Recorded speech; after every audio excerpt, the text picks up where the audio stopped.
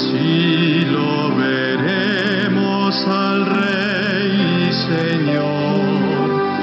Ángeles y hombres le darán la gloria, alzando voces, hosanas cantarán.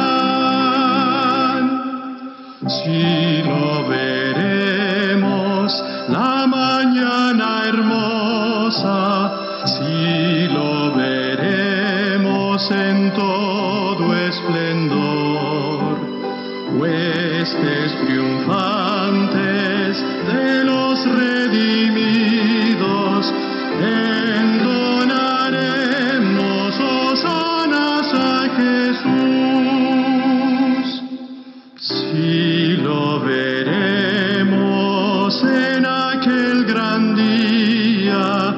Sí lo veremos en su majestad.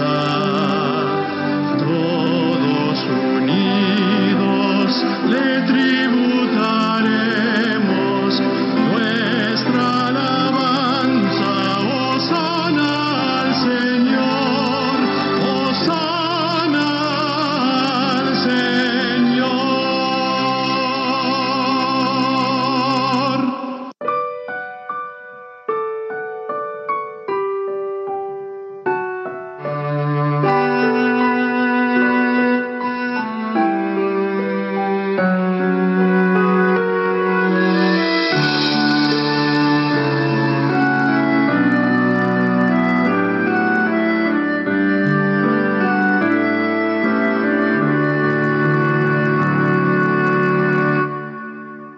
Como el ciervo clama por las aguas, mi alma anhela a Dios. Solo tú satisfaces mi ansiedad, llenándome de paz.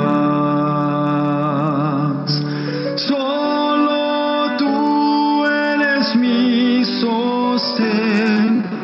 ¿A quién iré sino solo a ti?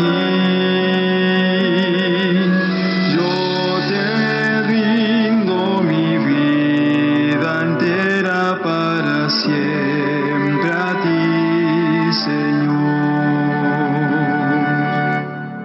Cristo, tú eres mi amigo y mi hermano, aunque eres Rey también. Yo te amo por sobre todo y te alabo, mi Señor. Solo tú eres mi sostén. ¿A quién iré sino solo a ti? Yo te rindo mi vida entera para siempre a ti, Señor. Más que al oro te anhelo a ti, pues solo tú me podrás saciar. Solo tú eres mi alegría, la razón de mi existir.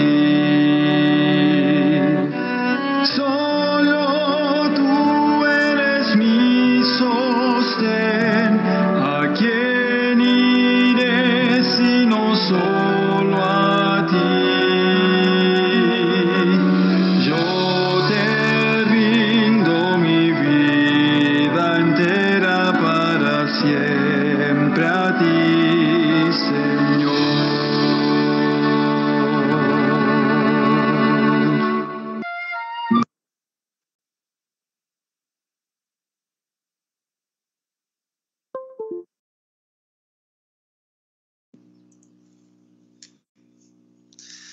Feliz sábado, un feliz sábado para todos ustedes. Es una alegría nuevamente estar aquí, un sábado más, junto a nuestro Dios. Este día es un día especial porque conmemoramos la creación de nuestro mundo. Y Dios nos dejó en su palabra que Él es el creador y que por lo tanto debemos adorarlo en el día que Él indicó. Y ese día es el día sábado, el séptimo día de la semana. Y por eso estamos aquí. Gracias a Dios, a pesar de toda la situación difícil que uno vive en estas épocas, tenemos paz. No la paz que el mundo da, sino la paz que nos da Dios, porque la verdadera paz no es estar libre de problemas, no es estar libre de enfermedades, aunque esa es la voluntad de Dios. Pero a pesar de las dificultades, a pesar de las enfermedades, a pesar de los problemas que existen en este mundo, cuando Dios está con nosotros, tenemos paz. Esa es la verdadera paz. No la paz que el mundo da, no la paz que algunos creen que es la ausencia de problemas. No, la paz es estar con Dios y que Dios esté con nosotros. Y ese es el deseo de quienes queremos seguir la voluntad de Dios. Y ahora, continuando con el estudio de su palabra, vamos a entonar nuestro himno acostumbrado, pidiendo que Dios nos acompañe con su presencia, que nos ilumine para entender su palabra y para poder seguir adelante en el transcurso de nuestra vida. Y ahora voy a presentar las diapositivas con la letra y la música de nuestra canción acostumbrada. Invito a todos ustedes para que podamos cantar con júbilo, con alegría y poder de esa manera orar, porque la oración es un canto y la canción es una oración. Entonces, a través de este himno vamos a orar y después vamos a elevar una oración. Entonces, voy a presentar la diapositiva y el himno. Cantemos todos juntos.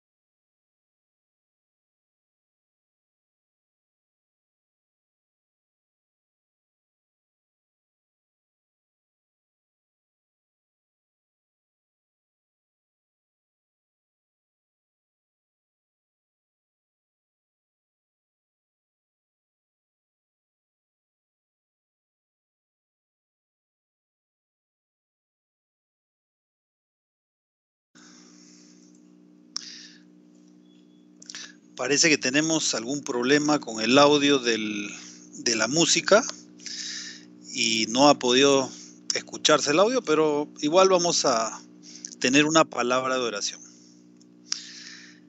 Oremos. Señor, te agradecemos en esta mañana por tu bendición, por la oportunidad que nos das de estar una vez más reunidos con tu presencia, Señor. Queremos pedir tu presencia, tu compañía, porque sabemos que estamos en los últimos días, según lo que dice tu palabra. Tú nos has dado señales, las cuales ya se están cumpliendo y estamos aproximándonos a aquel gran día en el que tú vas a regresar. Queremos pedirte que, Señor, nos ayudes a prepararnos, a estar alertas, a estar atentos del mensaje que tú tienes para nosotros a través de tu palabra. Danos tu bendición, danos sabiduría, Señor, para andar de acuerdo a tu voluntad. Acompáñanos ahora. Te pedimos esto sin merecerlo, en el nombre de Jesús. Amén.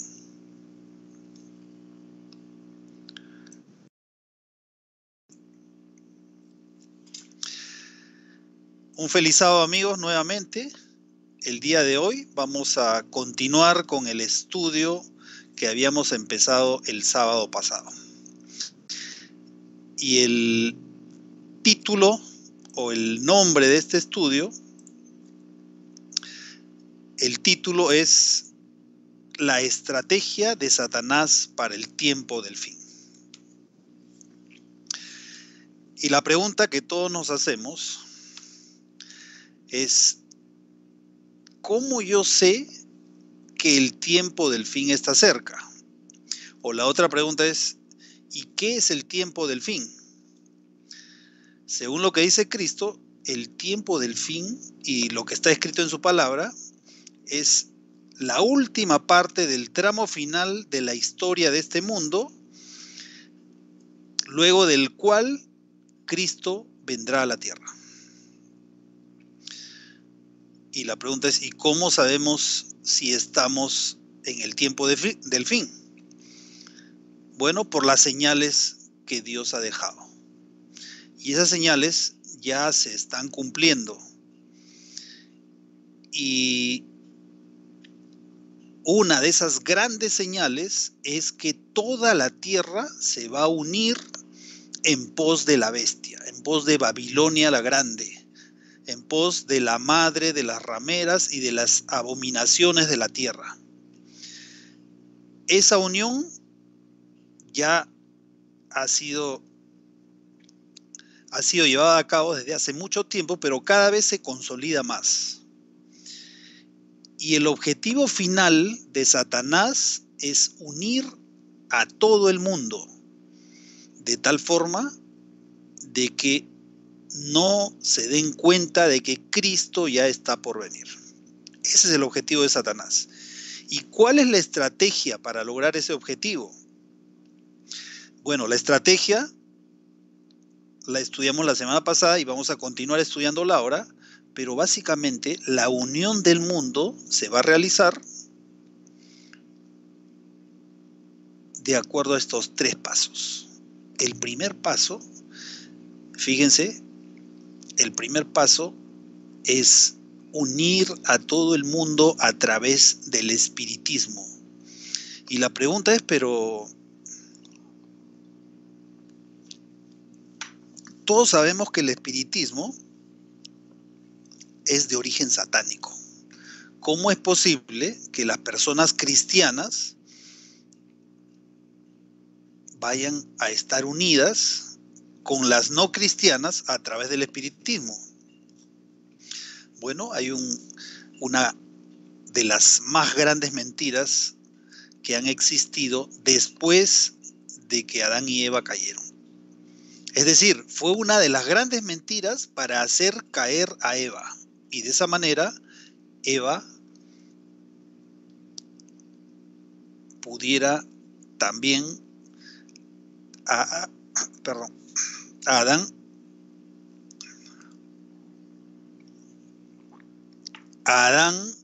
unirlo a ella y desobedecer juntos. ¿Y cuál es esa gran mentira? La gran mentira es: no morirás. Esa fue la mentira que usó Satanás para hacer caer a Eva. Y Eva cayó seducida por esa gran mentira. Y ahora todo el mundo también está seducido por esa gran mentira. ¿Por qué? Porque la mayoría del mundo, cristiano y no cristiano, cree que después que la persona fallece, su alma se separa y en realidad no muere, sino que sigue estando consciente. Eso es espiritismo. Y eso es lo que Dios abomina. Y eso lo vimos el sábado pasado, donde analizamos diversos textos en los cuales se mostraba que Dios abomina las prácticas. Dentro de muchas, una de esas prácticas es consultar a los muertos. Dios abomina la hechicería, la astrología, la adivinación y también el consultar a los muertos.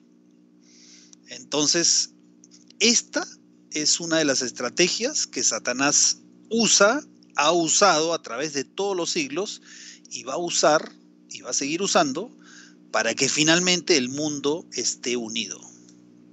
Es decir, el creer que cuando una persona muere, esa persona se va al cielo o se va al infierno. Y si se va al cielo,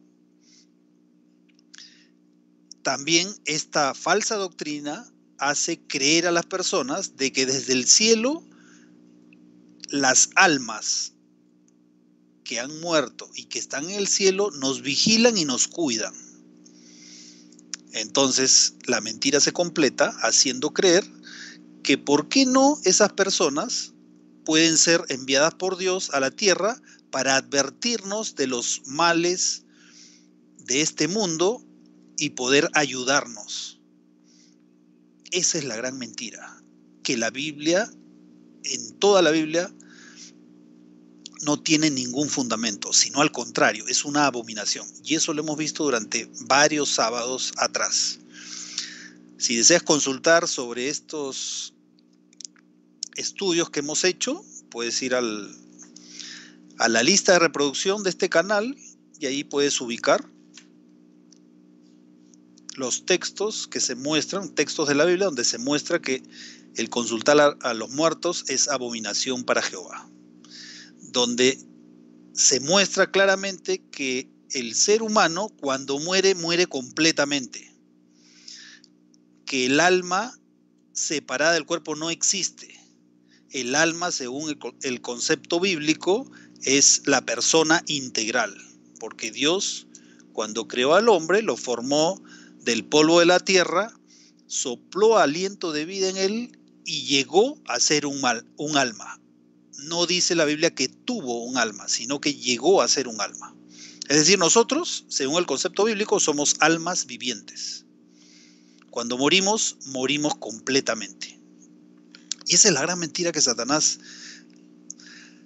ha utilizado durante toda la existencia de este mundo para hacer creer que las personas, cuando mueren, realmente no mueren, sino que están vivas. Vivas parcialmente. Su cuerpo va al sepulcro, pero su alma, entre comillas, se va al cielo. Entonces, eso es lo que Dios abomina. Y esa estrategia, vamos a ver ahora, que es usada y va a seguir siendo usada hasta el fin, hasta que Cristo venga. Y es una estrategia que va a ser unir a todo el mundo cristiano y el mundo no cristiano.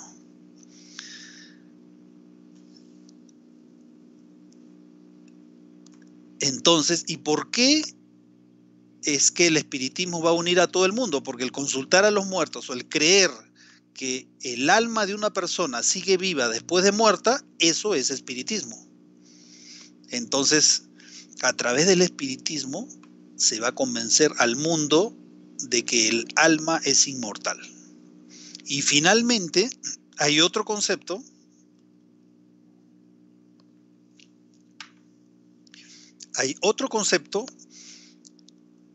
que va a servir también para unir a todo el mundo, y eso ya hoy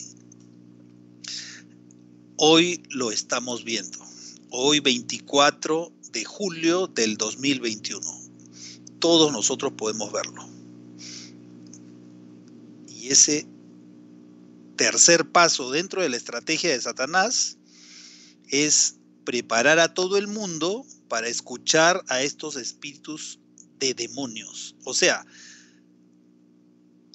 cuando se cree que el alma no muere, va al cielo, también es fácil creer de que Dios envía a esas almas a la tierra para ayudarnos, para iluminarnos, para guiarnos. Entonces, a pesar de que eso es falso, que en la Biblia no está, es más, Dios abomina esas prácticas, las personas van a ser seducidas. Y quien realmente se va a presentar delante de las personas, aparentando ser un familiar que ya murió o alguna persona conocida que ha muerto antes, quien realmente se presenta no es la persona, sino es Satanás. Son espíritus de demonios. ¿Y cuál va a ser el objetivo? Llevar a observar el primer día de la semana como día de reposo designado por Dios, lo cual es una doctrina falsa. En ningún lugar de la palabra de Dios encontramos que Él ordene que el día de reposo, a partir de que Cristo murió, ahora va a ser el domingo. Eso no existe en ningún lugar de la Biblia. Dios, cuando creó al ser humano, después de haberlo creado, le dio el día de reposo. Eso lo podemos encontrar en Génesis. Dios crea al hombre y le da el día de reposo para que Dios sea recordado como creador. Cada semana, cada sábado, debemos recordar al Creador en el día que Él santificó, no en otro día. Todos los días tenemos que acercarnos a Dios. Tenemos que también pedir la presencia de Dios. Pero el sábado es el día especialmente dedicado a recordar que Dios es el creador del universo en primer lugar, y en segundo lugar que Dios es nuestro Salvador. Ese es el objetivo de guardar el día sábado. Entonces, estos espíritus de demonios lo que van a hacer es inducir a la gente para convencerse de que el día de reposo es el día domingo. Esas son las dos estrategias de Satanás. Y esas son las dos abominaciones que son las peores según lo que Dios nos indica en su palabra, en Ezequiel capítulo 8. El sábado pasado estudiamos el capítulo 8 de Ezequiel, donde se mostraba al profeta Ezequiel, Dios le muestra, lo lleva en visión y empieza a mostrarle las abominaciones que estaba cometiendo el pueblo de Israel. Y Dios le presenta una primera abominación y el profeta Ezequiel se queda asombrado y cree que es la peor abominación que existe. Pero Dios le dice, esto no es nada. Hay una abominación peor, hay abominaciones peores. Y le muestra otra abominación. Y así sucesivamente. El profeta cree que esa es la peor de las abominaciones y le dice Dios, hay peores abominaciones. Y las dos últimas, Dios le dice, hay peores abominaciones y le muestra cómo la gente, o bueno, los dirigentes de Israel, por su propia voluntad, adoraban al sol. Y antes de eso le muestra cómo invocaban al espíritu del Dios con minúscula, al Dios Tamuz. Donde finalmente el profeta queda convencido de que las dos peores abominaciones es creer en la inmortalidad del alma y en la adoración al sol. Ahora, esos dos mismos engaños existen. La diferencia es que en vez de adorar directamente al sol, adoran en el día del sol. Esas son las dos peores abominaciones: creer en la inmortalidad del alma y en adorar en un día que Dios no ha dicho que es para la adoración.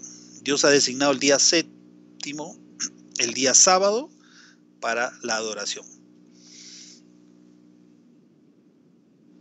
Ahora, Dios, ¿cómo es que designa las abominaciones? Dios las llama directamente por su nombre, abominaciones, pero ¿qué otra forma Dios utiliza? Entonces, fíjense en Ezequiel, en el capítulo 16.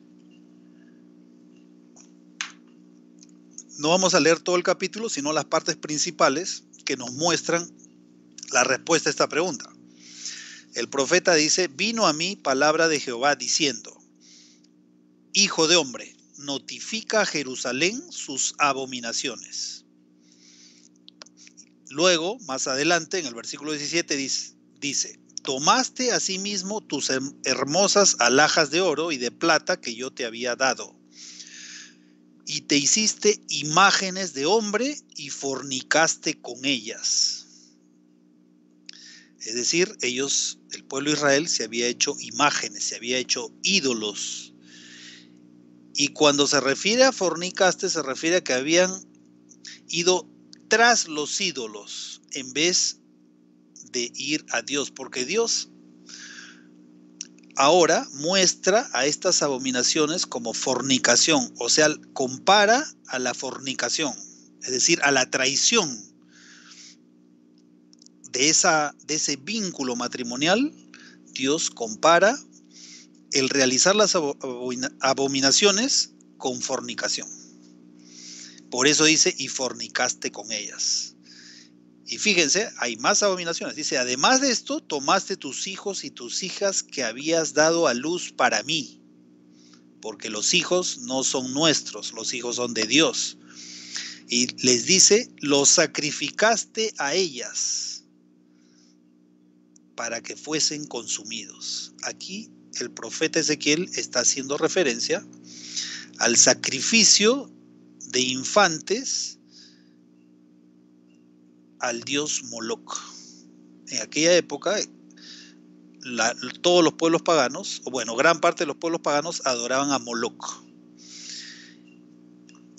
Y era un dios de piedra donde los que adoraban a este dios colocaban a sus hijos en los brazos de Moloc. Pero Moloc era como un horno que estaba encendido y sus hijos eran consumidos por el fuego. Y Dios habla de esto como abominación. Y luego sigue comparando las abominaciones y le pregunta: ¿eran poca cosa tus fornicaciones? Aquí Dios está preguntando al pueblo de Israel. Porque dice en el versículo 2, fíjense, dice: hijo de hombre, se refiere a Ezequiel, notifica a Jerusalén sus abominaciones. Regresamos al versículo 20, a la parte final, donde empieza la pregunta. Dice: ¿eran poca cosa tus fornicaciones para que degollases también a mis hijos y los ofrecieras a aquellas imágenes como ofrenda que el fuego consumía? Es decir, la adoración de imágenes y de ídolos, Dios las considera también abominación y fornicación. Y Dios aquí hace una reprensión severa al pueblo de Israel.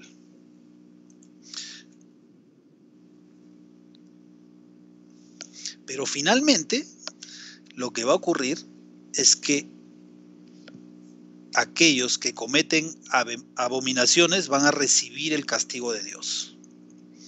Y la pregunta es, ¿en realidad todo el mundo comete abominaciones o cometía abominaciones? La respuesta es no. Hay un grupo de personas que no adoraban, no postraban sus rodillas ante Baal, ante los dioses, ante aquellos ídolos. Y ese pequeño remanente es el pueblo de Dios. Y al final, los que cometen abominaciones van a ser castigados, pero el pueblo de Dios va a ser sellado. Y la pregunta aquí es, ¿quiénes estaban cometiendo abominación en aquella época? Y la respuesta, de acuerdo a lo que hemos leído, era no. Dios aquí no se refería a todos los demás pueblos que no eran parte del pueblo de Israel. Dios se refería a miembros del pueblo de Dios, al pueblo de Israel que Dios había designado como su pueblo escogido para llevar el evangelio al resto del mundo. Dios había escogido a Israel para que sea una bendición para el mundo entero, pero ellos cometieron abominaciones. Es decir, aprendieron de las costumbres paganas y en vez de llevar el mensaje al resto del mundo, el mundo se metió a la iglesia, se metió al pueblo de Dios. Entonces aquí los que están cometiendo abominaciones son los que están dentro del supuesto pueblo de Dios. Y la pregunta es, ¿y ahora va a ocurrir lo mismo? Sí, está ocurriendo exactamente lo mismo. Los que profesan ser cristianos y que siguen a Dios están cometiendo abominaciones. Están yendo y entregando su vida, entregando todo su potencial a aquel enemigo de Dios. Y la forma de hacerlo es creyéndole, siguiendo lo que él dice, siguiendo aquella gran mentira que se dijo en el huerto del Edén: no morirás. Y todos aquellos cristianos que dicen que siguen la voluntad de Dios, pero que creen que el alma no muere, sino que sigue viviendo después de muerta la persona, ellos son los que están cometiendo abominaciones. Lo mismo que ocurrió en el pasado se va a repetir y va a ocurrir ahora y está ocurriendo ahora.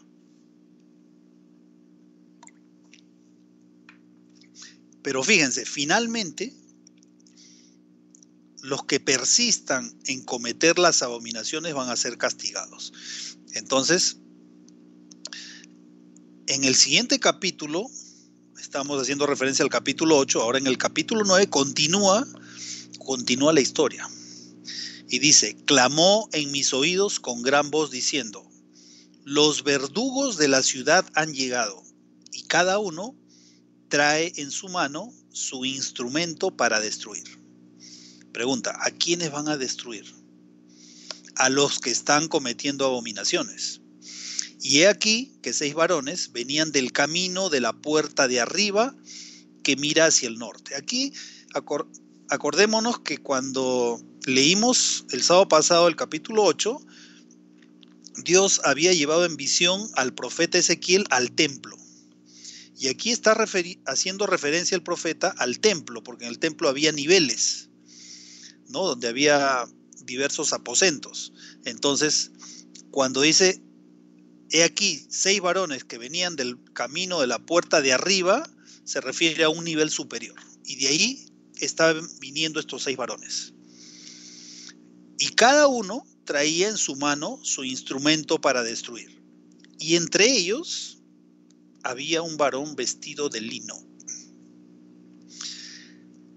el cual traía a su cintura un tintero de escribano. Y entrados se pararon junto al altar de bronce. Acordémonos que en el santuario que se levantó en medio del desierto, el santuario fue hecho en base a un modelo que Dios le mostró a Moisés. Y luego el templo al que se hace referencia acá fue construido en base a ese modelo, pero de una manera ampliada. Entonces, cuando aquí se menciona que se pararon junto al altar de bronce, el altar de bronce era el altar donde se realizaban los sacrificios. Cuando en el tabernáculo que se construyó en medio del desierto, las personas entraban por la puerta, lo primero que encontraban era el altar del sacrificio. Y a ese altar está haciendo referencia el profeta Ezequiel. Dice que esos verdugos, esos 6 verdugos, se pararon junto al altar de bronce. Y la gloria de Dios, del Dios de Israel se elevó de encima del querubín, sobre el cual había estado, al umbral de la casa. Y llamó Jehová al varón vestido de lino, que tenía a su cintura el tintero de escribano. Y le dijo Jehová: pasa por en medio de la ciudad, por en medio de Jerusalén, y ponles una señal en la frente a los hombres que gimen y que claman a causa de todas las abominaciones que se hacen en medio de ella. Es decir, cuando llegue la destrucción final, Dios va a marcar a su pueblo, a aquellos que gimen y claman a causa de las abominaciones que se hacen en medio de ella. Lo mismo va a ocurrir en el tiempo del fin. Y eso lo vamos a ver más adelante, porque al final de la historia de este mundo también va a ocurrir lo mismo. En Apocalipsis se muestra que el pueblo de Dios va a ser sellado, va a ser marcado. Y de esa manera quedará definida la decisión de cada persona cuando Dios ponga su sello en forma individual. Y cuando Dios ponga su sello en forma individual, luego vendrá la destrucción para aquellos que persistieron en realizar las abominaciones que Dios había indicado que no se realizaran. Entonces, ¿cómo es que se muestra o qué figura se usa para poder mostrar cómo será al final del tiempo?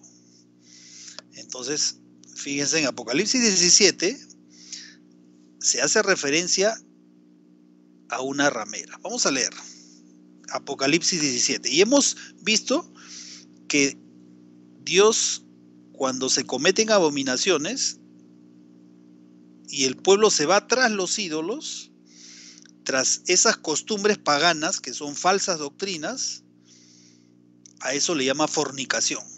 Entonces, la mujer que persiste en fornicar, a esa mujer se le llama ramera, y Dios de esa manera la llama, pero la toma la figura de una mujer. Y vamos a ver qué significa realmente. Entonces dice Apocalipsis 17, vino entonces uno de los 7 ángeles que tenían las 7 copas, y habló conmigo diciéndome: ven acá, y te mostraré la sentencia contra la gran ramera, la que está sentada sobre muchas aguas. Entonces acá nos preguntamos, ¿y quién será esa gran ramera? Vamos a seguir leyendo. Dice, con la cual han fornicado los reyes de la tierra, y los moradores de la tierra se han embriagado con el vino de su fornicación.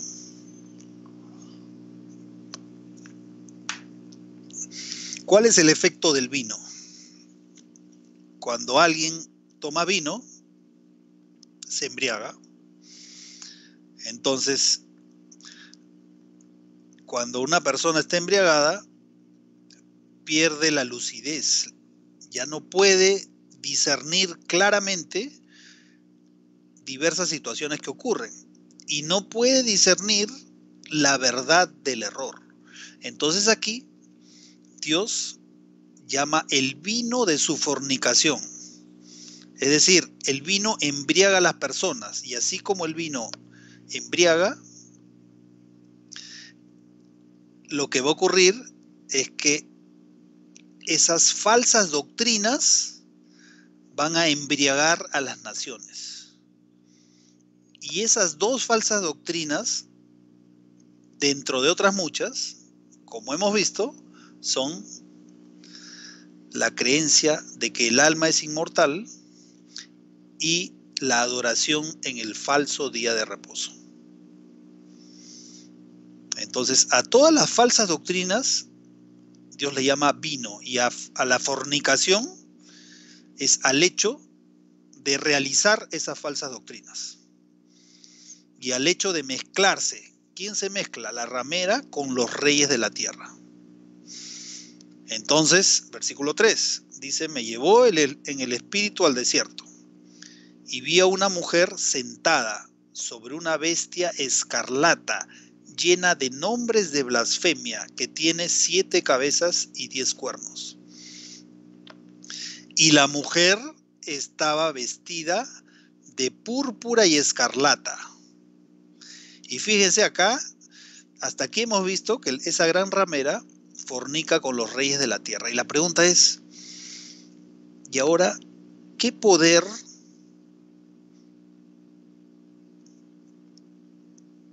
fornica con los reyes de la tierra? Es decir, ¿cómo es que ocurre este proceso? Entonces lo que tenemos que identificar es un poder que a través de los siglos ha intentado dominar a las naciones. Entonces vamos a seguir leyendo. Dice: llena de nombres de blasfemia. Y cuando hablamos de blasfemia, aquí estamos hablando,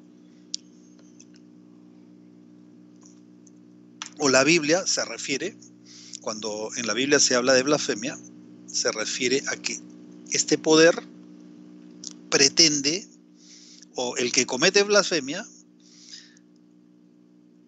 pretende ser Dios, pretende ser igual a Dios. Eso es blasfemia. No solamente el proferir alguna frase en contra de Dios, sino el tomar el lugar de Dios en la tierra. Y aquí lo que tenemos que ver es qué poder en este mundo dice que es el representante de Dios en la tierra. ¿Qué poder es el que se arroga ser igual a Dios? ¿Qué poder se atribuye el tener la capacidad de cambiar la ley de Dios? Si contestamos esas preguntas, automáticamente vamos a tener la respuesta. Eso significa blasfemia. ¿Qué poder es el que se arroga de tener la capacidad de perdonar pecados, cuando solo Dios es quien perdona los pecados? Entonces la respuesta es clarísima. Y vamos a seguir leyendo y esto va a quedar más aclarado todavía. Y versículo 4. Y la mujer estaba vestida de púrpura y escarlata, y adornada de oro, de piedras preciosas y de perlas. Pregunta: ¿qué poder dentro de sus dirigentes se viste de púrpura y escarlata y tiene adornos de oro, piedras preciosas, perlas? ¿Cuál es ese poder? Y acuérdense que tan igual como en el tiempo de Israel, Dios aquí no está refiriéndose a aquellos que se oponen a Dios de una manera abierta, aquellos que no son cristianos, sino que se refiere a un poder que dice ser cristiano. Y fíjese, dice: y tenía en la mano un cáliz de oro lleno de abominaciones, lleno de falsas doctrinas y de la inmundicia de su fornicación. Es aquel poder que hace que todo el mundo crea en esas falsas doctrinas, en esas abominaciones. Y ahora queda mucho más clara la respuesta. ¿Cuál es el poder que a todo el mundo le da el vino de su fornicación y que dice que debemos unirnos, no importa la diferencia de doctrinas que tengamos, sino hay que unirnos en los puntos comunes. ¿Y cuáles son esos dos puntos comunes que unen a todo el mundo? La inmortalidad del alma en primer lugar, y en segundo lugar es la adoración en el primer día de la semana. Y eso cada vez ya lo estamos viendo de una manera mucho más notoria. Y que no es de ahora, esto viene de hace décadas, desde hace siglos, que este poder ha querido tener el control. Es más, lo ha tenido. Según la profecía, el poder romano, la iglesia popular, ha tenido el poder o tuvo el poder durante 1260 años. Desde el año 538 después de Cristo hasta el año 1798 después de Cristo, este poder era quien tomaba la decisión, era quien ponía reyes y quitaba reyes. Se había unido políticamente, había hecho una mezcla, había fornicado con sus abominaciones con los reyes de la tierra. Y ahora está ocurriendo exactamente lo mismo. Versículo 5. Y en su frente un nombre escrito, un misterio: Babilonia la Grande, la madre de las rameras y de las abominaciones de la tierra.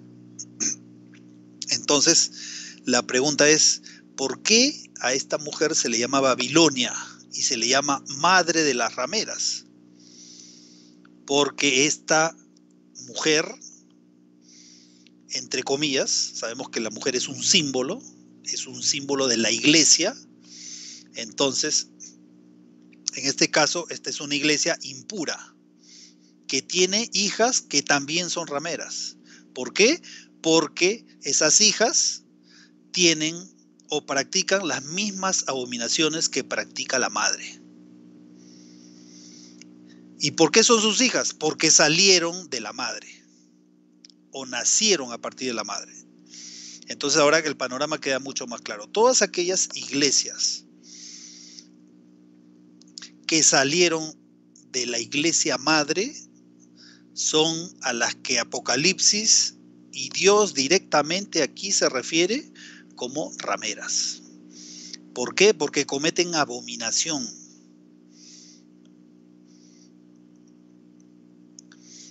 Y aquí, cuando hablamos de Babilonia la Grande, de esta mujer ramera, no estamos hablando de las personas que conforman esa iglesia. Estamos hablando de la estructura, de aquella estructura que dirige todo el sistema. Estamos hablando del sistema. En unos momentos vamos a ver que gran parte del pueblo de Dios se encuentra dentro de ese sistema.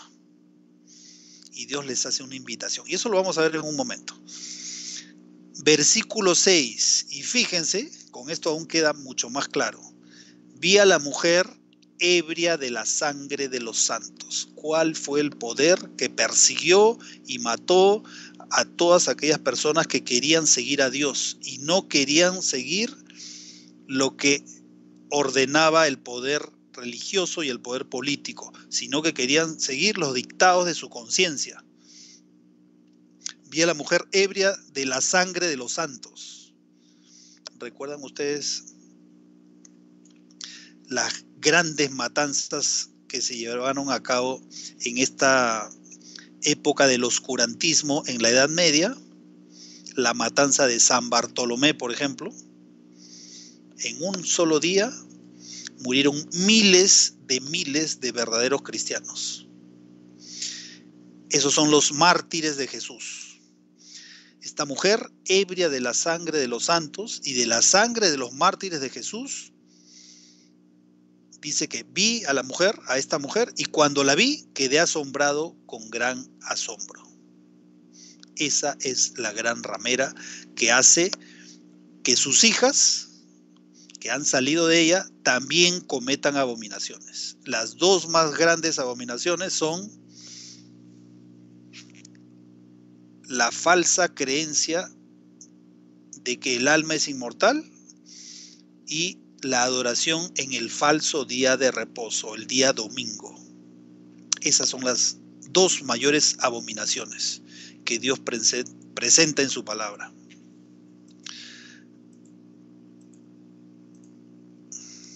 Y fíjense, al igual que en el tiempo de Israel, todos aquellos que cometan esas abominaciones van a recibir el castigo. Apocalipsis 18.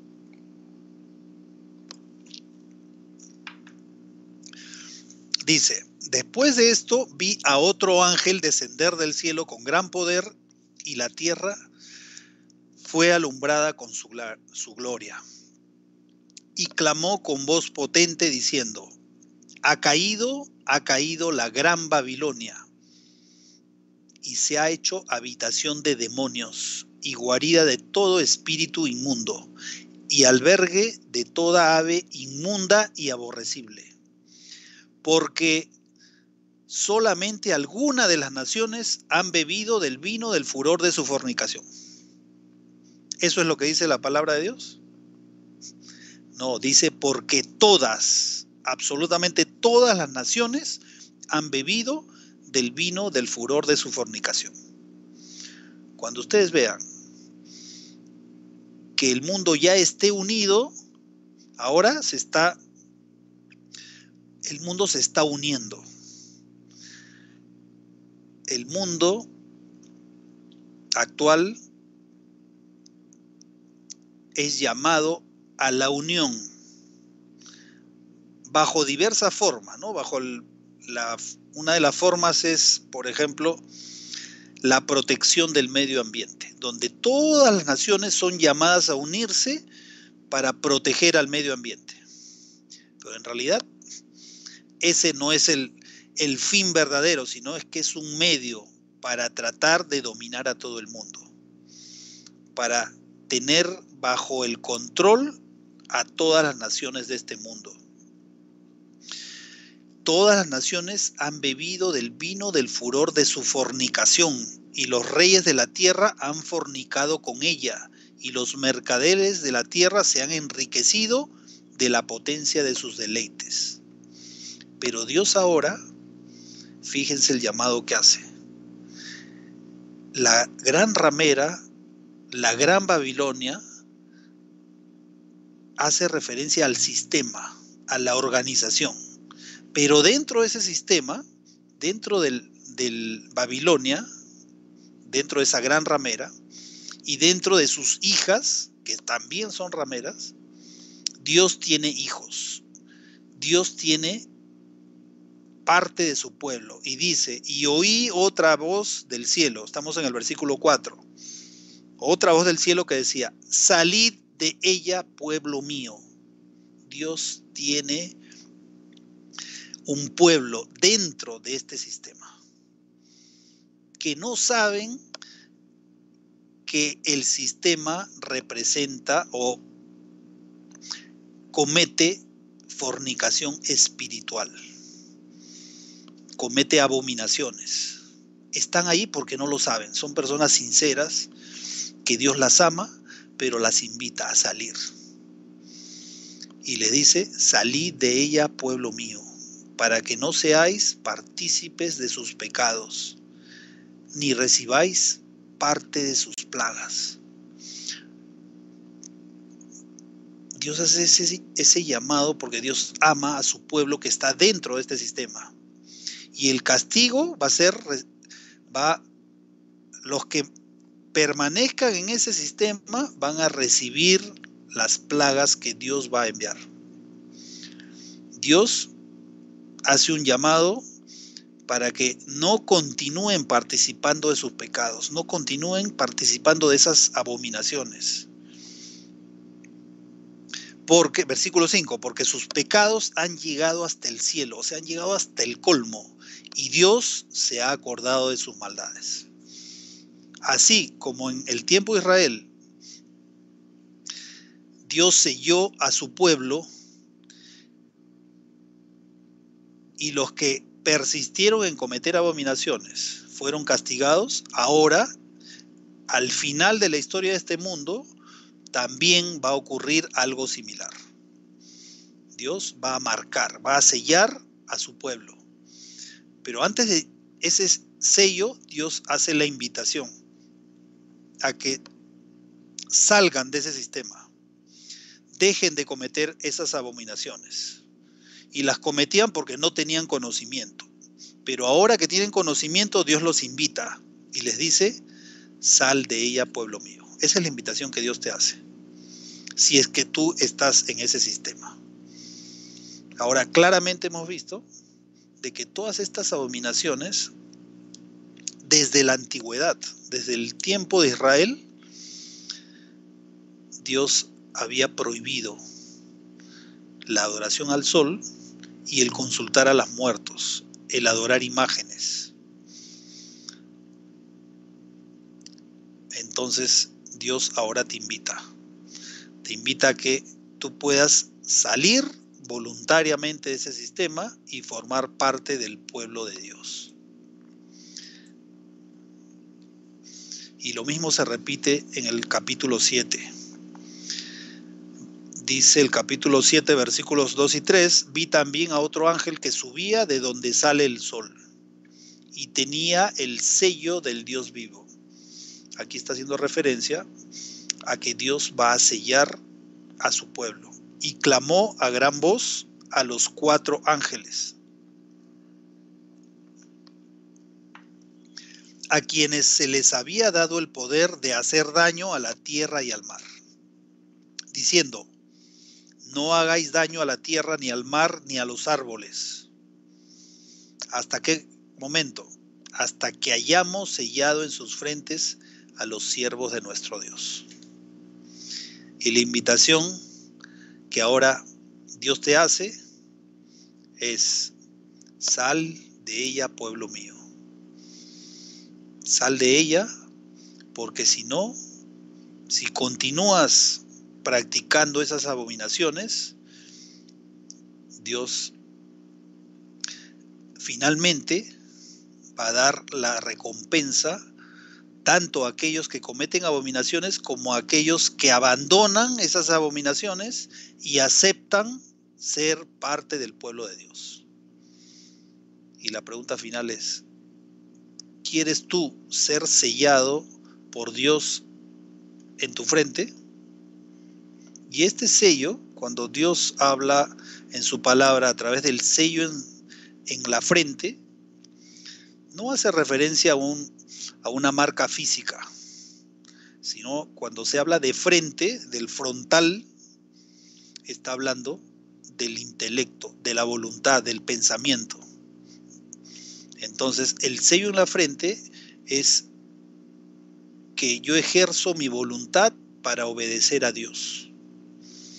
Entonces, de esa manera Dios sella a sus hijos. No es una marca. Igual muchos piensan que la marca de la bestia es un sello exterior, o es un chip, o es una vacuna. No, eso lo vamos a ver el próximo sábado. ¿Qué es el sello de Dios? ¿Cómo es que Dios sella en las frentes en sus frentes a sus hijos? ¿Y cuál es el sello de Satanás? Bueno, eso ya algunos ya de repente ya se han dado cuenta cuál es el sello de Dios en esta época final y cuál es el sello de Satanás. El hacer la voluntad de Dios. Pero específicamente, Dios ha dejado en su palabra cuál es el sello de que Él es el creador del mundo. Y ese sello, Dios lo dio al crear el mundo. Luego que creó a Adán y Eva, Dios le dio el sello. Le dijo: este es el día de reposo en el cual tú vas a descansar para acordarte que yo soy tu creador. Eso es lo que le dijo Dios al ser humano.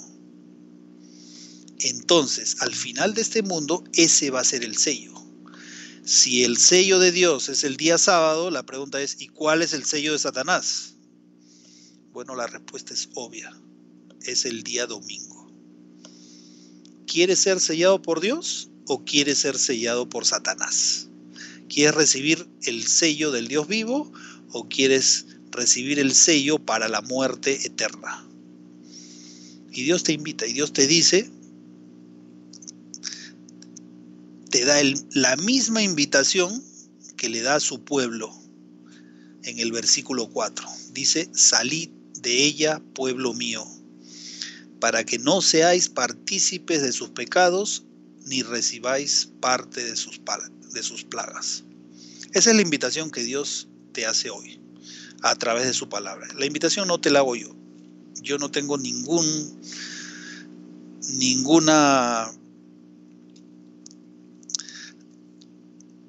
poder, nada especial que hay en mí, sino la palabra de Dios. Esa es la invitación que estamos leyendo en la palabra de Dios. Y esa es la invitación que Dios te hace. Y te invito a que aceptes esta invitación y cada día puedes aprender más de su palabra. Y aquel día, cuando Dios sella a su pueblo, que en realidad el sello ya empieza desde el momento en que uno acepta hacer su voluntad. El sello final simplemente será la corroboración de la decisión que cada uno ha hecho. Si aún no has decidido recibir o decidir obedecer la voluntad de Dios tal como está expresada en su palabra, no tal como la cuentan muchos predicadores, no tal como la dicen seres humanos, sino tal como está en su palabra. Si tú quieres obedecer a Dios, tú eres llamado a tomar esa decisión. Vamos a orar. Padre nuestro que estás en los cielos, Señor, gracias porque en tu palabra encontramos tu voluntad, porque tu palabra es muy clara. Cuando nosotros estudiamos diversos textos referidos a un mismo tema, podemos tener el contexto más amplio y poder entender tu voluntad.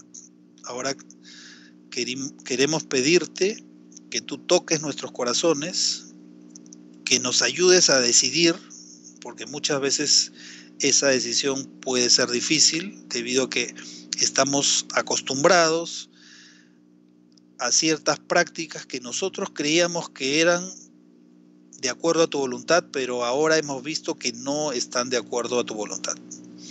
Queremos seguirte, queremos obedecerte, Señor. Ayúdanos a vencer el temor, a vencer el qué dirán de las demás personas, que son la mayoría que creen en que estas abominaciones que hemos estudiado hoy, creen que eso es verdad. Queremos pedirte que tú seas con cada uno de los que están escuchando en este momento tu mensaje y también aquellos que lo escucharán y verán este video grabado. Señor, sé con ellos, dales tu compañía, dales la seguridad de que tu palabra es verdad. Te pedimos ahora tu bendición y tu guía en el resto de este día y en esta próxima semana que empieza dentro de poco tiempo. Acompáñanos, Señor, te pedimos esto en el nombre de Jesús. Amén. Amigos, hemos llegado al final del estudio de la palabra de Dios del día de hoy, pero en realidad, como ustedes saben, el estudio de la palabra de Dios nunca termina. Es más, nunca terminará por la eternidad. Nunca llegaremos a entender plenamente el sacrificio que Dios hizo en favor de la humanidad. Y ese será un estudio que lo realizaremos cuando estemos en el cielo. Por la eternidad estaremos con Cristo Jesús estudiando y aprendiendo cada vez más del amor de Dios. Y nunca terminaremos de entender. Porque somos seres finitos, somos seres creados. Y la invitación que te hago es justamente esa, a continuar estudiando, porque cada vez que estudiamos su palabra encontramos tesoros que de otra manera no podemos encontrarlos. tesoros que nos abren los ojos, nos abren la mente y nos permiten entender la voluntad de Dios. Así que te invito a que tú personalmente todos los días, temprano por la mañana o en el momento que tengas disponible, puedas dedicarle un tiempo para aprender más de la palabra de Dios. Y de esa manera, conocer más a Dios. Y de esa manera, poder aceptar su voluntad. Bueno, amigos, ha sido una alegría estar con ustedes. Me despido hasta el próximo sábado. Y si ustedes ven conveniente, compartan este mensaje de la palabra de Dios con las personas que ustedes consideren conveniente. Y si aún no lo han hecho, suscríbanse al canal de Familia Cristiana en YouTube. Activen la campanita para que cuando empiece el programa cada sábado les pueda llegar un mensaje de manera automática y puedan conectarse. Que tengan todos ustedes un feliz sábado y también una feliz semana. Que Dios los bendiga.